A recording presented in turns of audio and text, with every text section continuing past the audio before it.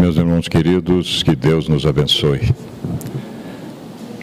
Que todos, mais uma vez, sejamos bem-vindos à sede da Sociedade Espírita Paz, Amor e Luz, que objetiva sempre nos proporcionar mensagens alentadoras, confortadoras, elucidadoras, para que nós, refletindo sobre as mesmas, meditando-as, possamos fazer escolhas mais favoráveis na nossa existência, esta que é de capital importância. Como nos fará bem realmente estarmos nesse momento reencarnados no mundo físico e com a nossa consciência desperta. Isto implica para todos nós uma imensa responsabilidade, né? Nós vamos sentir isso ao voltarmos para casa em breves dias, alguns menos, outros mais, mas todos retornaremos, obviamente, e se aproveitarmos em condições mais satisfatórias. Iremos fazer a nossa prece, em seguida uma leitura introdutória que guarda relação com a temática, e o nosso querido professor Gilberto Ribeiro da Silva, que já está aqui conosco, vai nos conduzir na reflexão sobre esta viagem do espírito imortal, né? Afinal, quem somos nós? É um trabalho muito interessante, nós já tomamos conhecimento e ele vai compartilhar conosco nesta tarde. Vamos orar, meus irmãos. Pai da vida,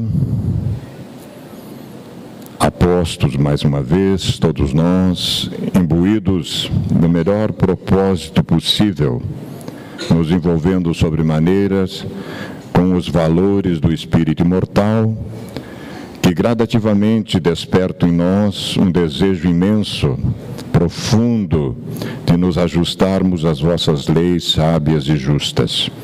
O que estamos rogando ao vosso infinito coração de bondade é que esta vontade, esse desejo, esta euforia íntima sejam potencializados para que possamos realmente, através da nossa postura e da nossa conduta, exemplificar aquilo que nos chega do conhecimento maior e propor a outras criaturas que possam fazer o mesmo.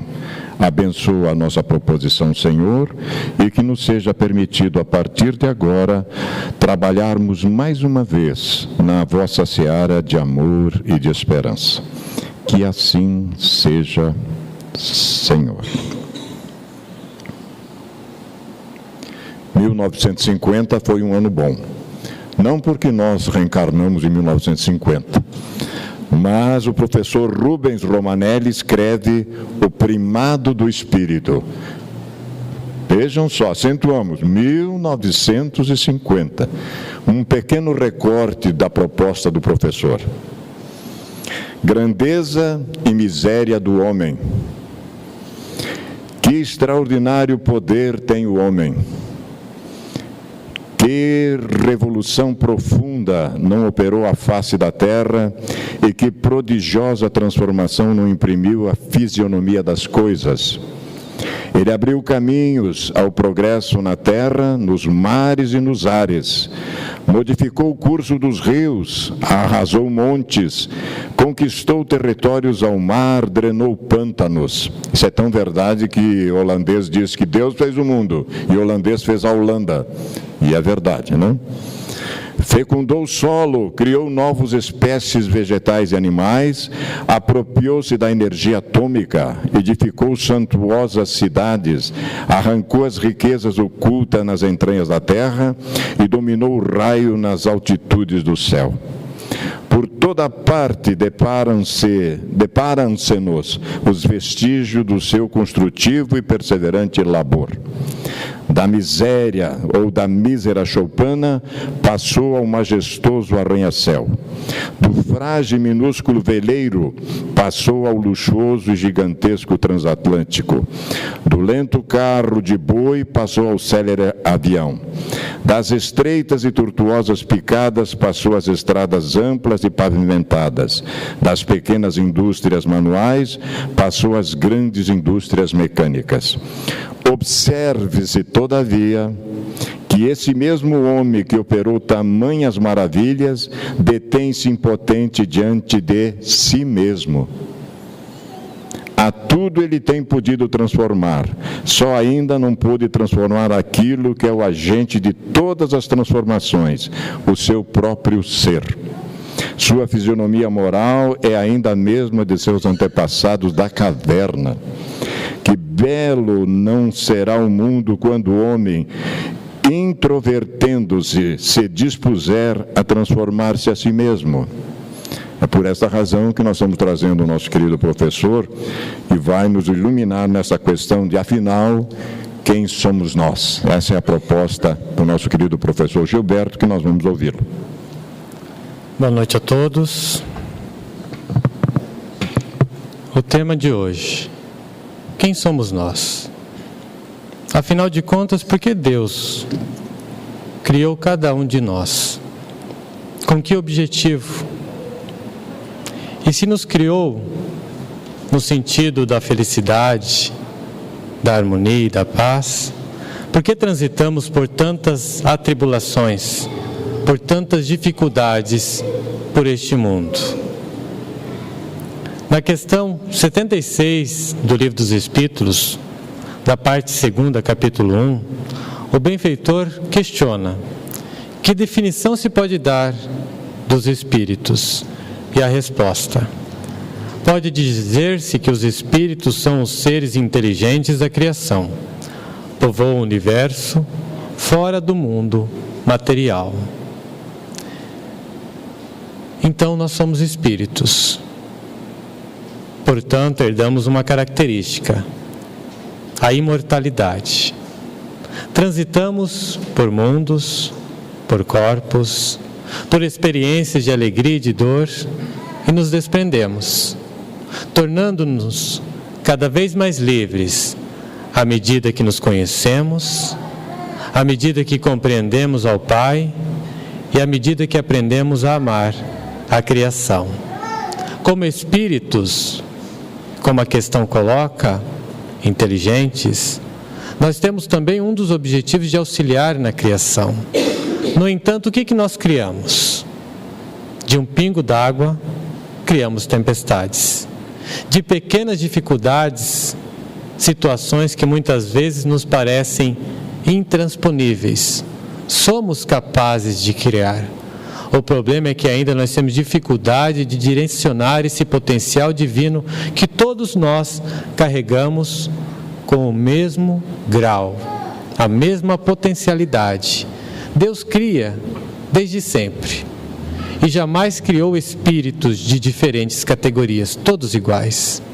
À medida que nós experienciamos situações, à medida que nós adquirimos o conhecimento e compreendemos, nós elevamos-nos dentro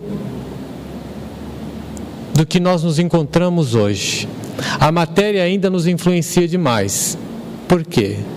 Porque nós nos apegamos a situações, porque nós apegamos a coisas, porque nós ainda nos permitimos vivenciar somente situações que estão limitadas aos nossos 5 sentidos. E nós somos muito mais do que sensações e do que estes sentidos materiais que nos permitem interagir com este plano onde nos encontramos. Somos criação de Deus. Em essência, possuímos tudo que nos remete ao divino. No entanto, necessário se faz libertemo-nos gradativamente da ignorância através do tempo, vivendo inúmeras experiências para provocar o nosso amadurecimento espiritual. Somos mais que os corpos materiais que animamos, mais que a personalidade que utilizamos para interagir neste plano. Somos mais que o próprio pensamento que emanamos, que aliás é apenas um dos atributos que, como espíritos, nós possuímos. O Pai nos fez simples e ignorantes em nosso princípio, porém iguais em potencial para progredir, para criar, e o material utilizado para mudar-nos foi o seu amor, a sua luz. Não há como fugir de nossa herança divina, por mais que queiramos, pois fomos criados para amar e para auxiliar no processo de transformação de todos aqueles que vieram depois, promovendo o progresso por onde quer que andemos. Disse na resposta à questão 76, somos os seres inteligentes da criação, portanto, animamos a matéria e não o contrário. Assim como tudo que neste mundo nos oferta, ela também é um dos instrumentos utilizados pela divindade para que possamos evoluir. Diferente do Criador, não somos eternos, porém imortais. Temos um princípio e durante nosso processo de individualização, tomamos conhecimento do que somos, de Deus e de toda a criação. Um processo longo que pode ser difícil ou não, dependendo de nossas atitudes, de nossas escolhas e que nos conduzam à vida de plenitude em todos os aspectos divinos que a palavra pode alcançar. A dor ainda é um instrumento muito utilizado no mundo em que nos encontramos. No entanto, o sofrimento, acarretado muitas vezes pelas experiências que nos encontramos, é totalmente opcional. Nós sofremos se nós queremos. Nós nos ressentimos sim das situações difíceis que nos são apresentadas. Natural, no estágio evolutivo em que nos encontramos. Porém, é transitório. Cada situação vivenciada neste mundo, pois nós somos eternos viajores da eternidade. Vivenciando situações para que possamos, como o texto diz, libertar-nos. Libertar-nos de todos os atavismos espirituais que nós, como consciências imortais que somos, construímos no decorrer dos milhares de anos. Não é a primeira e não será a última vez que nós animaremos corpos materiais como estes que revestem, que nos revestem. Não é e não será a primeira vez que nós reencarnaremos em planetas semelhantes ao nosso, à Terra, ou superiores a ela, para que possamos compreender-nos, compreender a divindade e aceitar e amar a criação em todas as suas pormenores. Dissemos que fomos criados em nosso princípio simples e ignorantes, no entanto com o objetivo da plenitude e livres, porém submissos à vontade de Deus. O que significa submeter a Deus? O que significa ser livre realmente? Pois nós ainda nos encontramos algemados à roda reencarnatória. Por quê?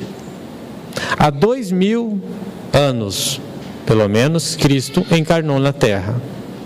É o nosso governador espiritual. O Espírito Crístico, na última escala crística, uno com o Pai, mediador de Deus. Exemplificou o amor em todas as suas ações, em cada pensamento, em cada emoção que transitou, em cada sentimento que cultivou. E por que nós ainda nos encontramos presos? Porque nós fomos surdos, muitos de nós ainda somos surdos aos ensinamentos dele. Ele nos deixou o roteiro, o Evangelho. E quantas vezes nós nos dispomos a refletir sobre cada um desses ensinamentos que podem nos libertar à medida que nós o internalizamos e o expressemos em nossas escolhas e em nossas ações. A liberdade que possuímos está restrita ao nosso grau evolutivo e à medida que nós crescemos, nós somos cada vez mais livres. Nós também somos cada vez mais responsáveis pelas ações que nós praticamos. À medida que nós sabemos, cada escolha, cada atitude executada, cada pensamento formulado tem um peso diferente. Desde que vocês entraram neste recinto e começaram a me ouvir, vocês estão adquirindo conhecimentos, refletindo conceitos, portanto se modificando, se tornando cada vez mais responsáveis a partir desses instantes, das escolhas que fizerem, das ações que praticarem, de cada emoção em que transitarem, de cada sentimento que cultivarem, em relação a si, em relação ao semelhante. Quando ignorantes, quanto a determinados aspectos, o peso da cobrança é menor. Quando sabedores do que estamos realizando, possuindo o conhecimento, o peso do que cultivamos e executamos é maior. Não porque Deus nos cobra, mas porque nós, consciências imortais que somos, herdeiros do cosmos, necessitamos transitar com equilíbrio as situações em que nos encontramos. As leis divinas se encontram escritas em nosso íntimo mais profundo. Nós a temos conosco, porém, nós ainda não as compreendemos. E à medida que nós vamos tomando ciência disso, a responsabilidade se torna cada vez maior. No Evangelho segundo o Espiritismo, capítulo 3, intitulado Há Muitas Moradas na Casa de Meu Pai, item 2, está escrito o seguinte: a casa do Pai é o universo. As diferentes moradas são os mundos que circulam no espaço infinito e oferecem aos espíritos que neles encarnam moradas correspondentes ao adiantamento dos mesmos espíritos. Significa que nós nos encontramos exatamente no contexto necessário ao nosso crescimento espiritual, na companhia daqueles espíritos encarnados e desencarnados que vão nos estimular e propiciar momentos para o nosso crescer. Em situações diversas, muitas vezes difíceis e que nós não compreendemos e muitas vezes não aceitamos, porém que são necessárias para que consigamos de permitir e promover o afloramento de tudo o que é divino e que cada um de nós carrega. Por isso iguais em potencial, pois tudo o que nós carregamos em potencial divino é igual. No entanto, os equívocos, as escolhas, as ações, a liberdade nos dá. E nós escolhemos muitas vezes cultivar em nossos caminhos espinhos, como espíritos, criando situações diversas e difíceis para o nosso futuro. Aprendamos a aproveitar o nosso presente hoje, para fazer no nosso amanhã uma amanhã de paz, de alegria, de harmonia. Comecemos a retirar da vida as lições que ela nos apresenta para que nós possamos crescer. Nós nunca reencarnamos com o objetivo de sofrer. Passamos por situações difíceis? Sim. Necessárias? Sim. Mas nunca com o objetivo de sofrer na eternidade. Não é esse o motivo que nos encontramos aqui. O motivo de nos encontrarmos nesta terra santificada, neste planeta escola, é crescer, é se libertar, é ensinar aqueles que se encontram na retaguarda a forma mais adequada de poder trilhar os caminhos difíceis que a vida nos oferta. A vida é única, múltiplas existências, múltiplos corpos, milhares de planetas, uma única vida. A partir do momento que Deus pensou em cada um de nós, nós começamos a existir. Nós começamos a pulsar como a centelha divina que nós somos. Nós começamos a promover o progresso de nosso entorno, à medida que nós vamos crescendo. E aí se foram milhares, bilhões de anos, nos encontramos hoje, em nossa forma mais evoluída. Um acúmulo de tudo que nós vivenciamos, de tudo que nós experienciamos. Nossa melhor encarnação. Já nos encontramos aqui, por que não aproveitar? Aprendamos a aceitar as dificuldades, comecemos a compreender as nossas necessidades e a cultivar o melhor que nós já podemos, analisando nossas escolhas, analisando nossas ações.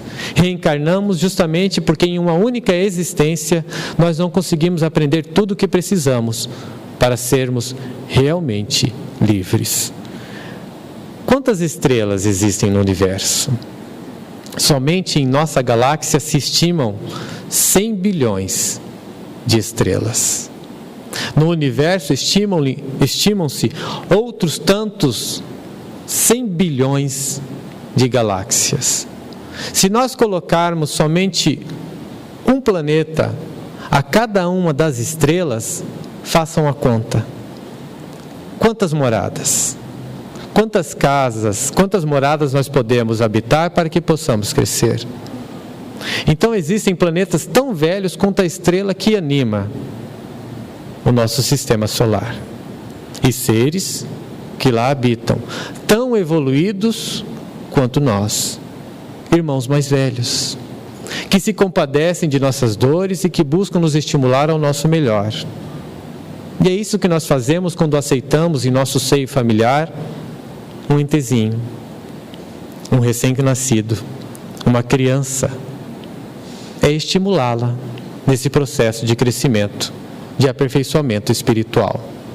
É uma das responsabilidades que nós temos como irmãos mais velhos, como irmãos, de auxiliar nossos irmãos em seu processo de crescimento, de aperfeiçoamento espiritual.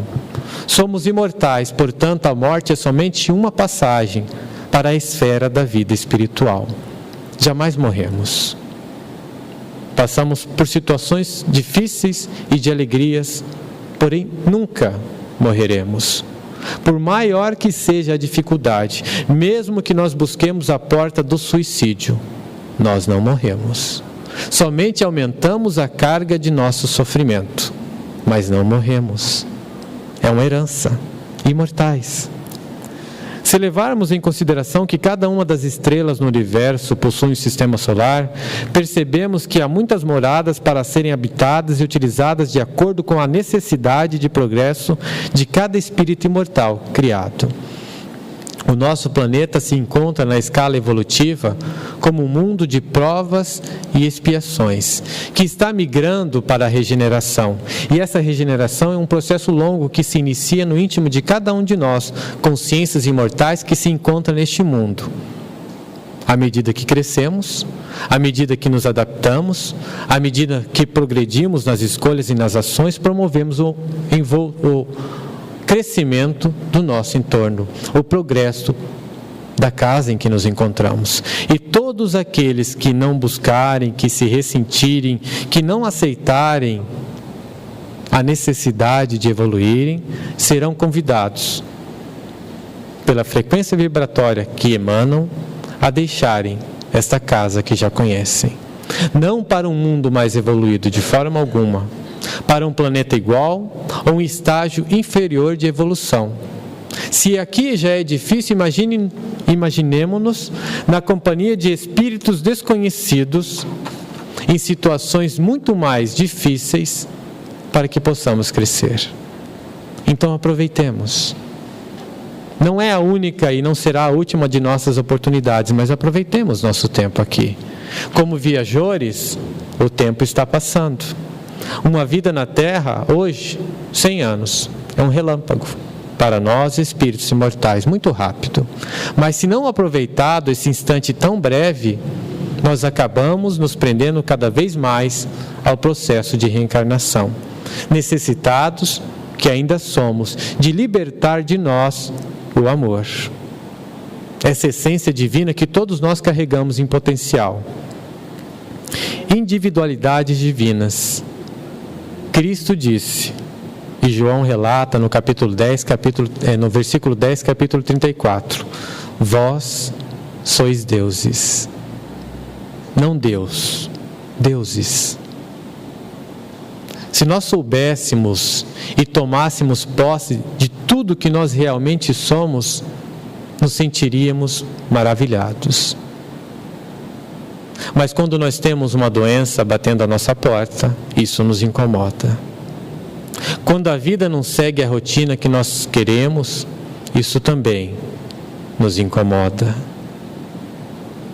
Quando alguém que nós amamos se afasta por motivo que seja, isso nos provoca dor e desarmonia, atribulação. Mas isso não impede que nós sejamos deuses. Aprendamos a utilizarmos desse potencial divino que carregamos para conquistar e construir a paciência, para conquistar e construir o equilíbrio, para despertar e libertar o amor. Se esse sentimento elevado for a base de todas as nossas escolhas e de todas as atitudes que executarmos, não há como errarmos. Não há como duvidar da assistência que nós recebemos. Não há como duvidar de tudo que nós podemos executar em nossas existências. Aprendamos a vivenciar as situações com que nós temos, com aquilo que nós já conseguimos expressar, individualidades. Os outros nos influenciam, mas nós também influenciamos os outros. Somos 7 bilhões de espíritos encarnados no planeta Terra. 27 bilhões se encontram desencarnados. São em torno de 34 bilhões de consciências imortais aqui na Terra. E onde se encontram essas outras 27 bilhões? Será que neste salão eu só tenho 70 pessoas presentes? Será, vou reformular a afirmação, que eu possuo e que eu só estou observando 70 espíritos aqui neste salão? Onde se encontram os outros 27 bilhões? Estão por aí, vivenciando muitas vezes as nossas existências. Na questão 459 do Livro dos Espíritos, Kardec pergunta: os espíritos influem na vida dos encarnados? E a resposta: muitas vezes. Aliás, muito mais do que vocês imaginam. Muitas vezes eles vos conduzem, eles vivem por nós.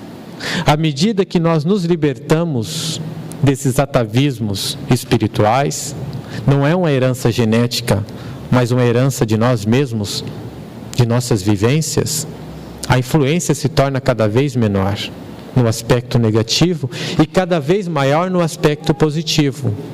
Porque o que nós alimentamos no nosso íntimo, na nossa consciência imortal, em cada pensamento formulado, é que permite-nos atrair e nos vincular com consciências imortais libertas momentaneamente da matéria. Consciências que podem querer o bem ou consciências que podem cultivar o mal. Quantas vezes nos demos conta disso? A única fatalidade em nossas vidas é a plenitude relativa ao Pai. Ou seja, independente do caminho, chegaremos ao grau de Cristo. Nosso destino está em constante construção e nós somos os mais atuantes nos nossos caminhos de dor ou de paz. Nós criamos coisas belas, é verdade, porém ainda nos prendemos à dor, pois a construímos com escolhas e com ações. É cada um segundo as suas obras. Cultivemos a paz, cultivemos amor, plantemos a serenidade, semeemos a harmonia, que com certeza o fruto será muito doce. Não nos damos conta do potencial que carregamos e nem temos domínio dele. Com uma gota de água fazemos uma tempestade. Nos cristalizamos tanto em nossas necessidades que não conseguimos ver em volta.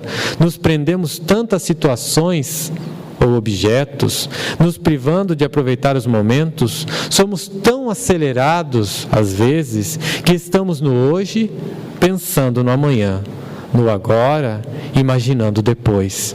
É estar com o presente nas mãos e não se dar a oportunidade de desembrulhá-lo. Vós sois deuses, disse o divino Messias. Mas o que fazemos de nossa divindade? Se não muitas vezes, buscar na matéria a satisfação de sensações, a realização de desejos, o cultivo de alegrias quiméricas, ilusões. Estamos no mundo, porém não somos do mundo, pois somos eternos viajores, desde o momento em que fomos criados para todo sempre, transitamos.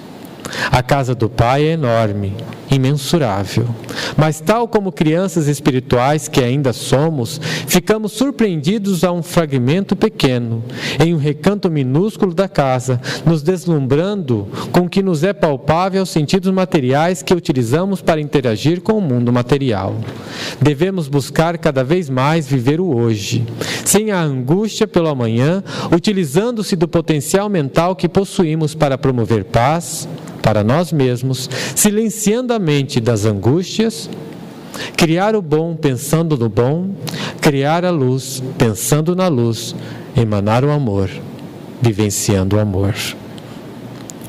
Para finalizar, eu farei a leitura de uma mensagem intitulada Apaguem as luzes, quero ver. É de do professor Oriovisto Guimarães, do Centro Universitário Positivo, da redação do Momento Espírita. E a mensagem diz o seguinte: assim como os olhos exigem alguma proteção para olhar diretamente em direção ao sol, nossa razão pede a proteção do tempo, para poder contemplar com serenidade a verdade em todo o seu esplendor. É preciso distanciar-se dos fatos, das experiências vividas, para finalmente poder-se contemplar a beleza da verdade. O tempo é o único colírio capaz de limpar os olhos da nossa razão, com as quais realmente enxergamos. É mistério despir-se das ilusões, miragens que não ocorrem apenas para os perdidos nos desertos de areia. É essencial livrar-se dos falsos valores que levam a julgamentos igualmente falsos, abandonar tolas crendices, filhas da angústia e do medo do desconhecido. Existe ainda o perigo do deslumbre que cega a mente e ilude nossa capacidade de julgar. A vaidade tola e a megalomania, caminhos que levam a bezerros de ouro. A paixão pela conquista do poder pelo poder, ou como forma de submeter o próximo. Nossos olhos, muitas vezes, emprestam lentes de narciso, capazes de distorcer nossa real imagem e os julgamentos que fazemos dos nossos atos. Só o tempo permite àqueles que deles fazem bom uso, cultivando o saber e examinando a vida em profundidade, perceber as coisas realmente importantes e belas. Nós, humanos, como as flores, os pássaros e tudo que é vivo, temos um ciclo que se inicia com o nascimento, prossegue com o florescer da maturidade e termina com a morte. Morremos todos, sem a beleza ou vigor físico. De nada adiantam nossas conquistas terrestres, todas são fugazes. Se algo for eterno, será apenas a consciência que adquirimos neste viver. Esse enorme mistério da vida e da morte é o mais tranquilo, límpido e belo espetáculo ao qual nenhum outro se compara, mas que só pode ser observado e compreendido com o tempo, com o passar do tempo. Esse é um privilégio reservado aos que usaram bem seu tempo na vida. É contraditório, mas é preciso morrer para se entender e vislumbrar toda a beleza da vida. Daí, talvez, a sabedoria popular do velho ditado que diz: neste mundo, quem mais olha, menos vê. Quem não morre, não vê Cristo. Acreditamos que no ditado popular, a palavra Cristo significa ter consciência do processo da vida. Se fôssemos capazes de menores ilusões e maior consciência, certamente seríamos muito mais felizes. Teríamos maior prazer no trabalho, trataríamos o próximo com mais amor e respeito, seríamos menos capazes de amá-lo, não por nossos interesses, mas sim por ele mesmo. Não teríamos a maioria das nossas preocupações, dormiríamos melhor, administraríamos melhor nossas energias e não permitiríamos que tolas fantasias e angústias desnecessárias se apossassem de nosso ser. Viveríamos em paz, teríamos mais tempo para as crianças, as flores e os pássaros. Não necessitaríamos do consumo de nenhum tipo de remédio ou de bens supérfluos. Usaríamos nosso tempo e nossa energia para coisas muito mais prazerosas. Pensar e examinar a vida, livrar-nos de falsos valores, fantasias e miragens, encontrar a essência da vida, ver com os olhos da alma. Apague as luzes, dilate as pupilas da alma e veja. Esta é a mensagem que trazemos. Boa noite.